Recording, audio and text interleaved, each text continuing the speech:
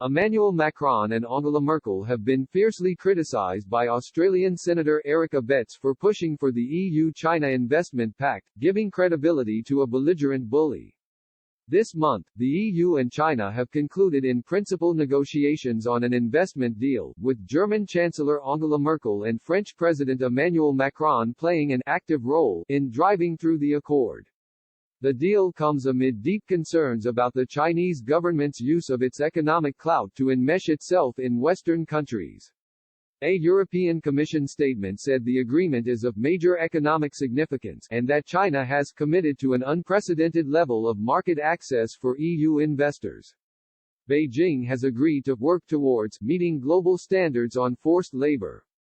Chinese President Xi Jinping will join an EU-China leaders meeting in Brussels this year, another sign of growing links between the EU and China. Meanwhile, the UK has moved in a different direction since Prime Minister Boris Johnson moved into Downing Street. Chinese telecoms firm Huawei has been booted out of the bidding to build the country's 5G network, and work is ongoing to set hard limits on Chinese involvement in infrastructure projects. In an exclusive interview with Express, Australian Liberal Party Senator Eric Abetz fiercely criticised the German and French leaders for pushing for an accord that gives credibility to a belligerent bully. Mr. Abetz said, "It is very unfortunate. While I can understand trade should continue, I cannot believe they have done so and engaged in a new agreement when China has got 1 million of their own citizens in concentration camps. I think freedom-loving countries of the world should be pushing for reforms before they engage with Beijing as an equal partner, as China's behavior is completely unacceptable." He added, "I have no idea why Macron and Merkel pushed for it.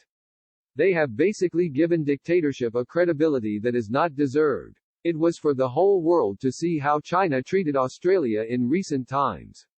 China acts as a belligerent bully on the world scale. Why would you give them credibility by signing up to this agreement?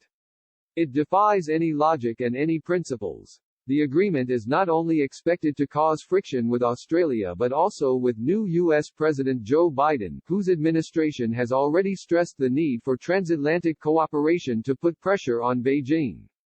An official in Mr. Biden's transition team said, "The Biden-Harris administration looks forward to consulting with the EU on a coordinated approach to China's unfair economic practices and other important challenges."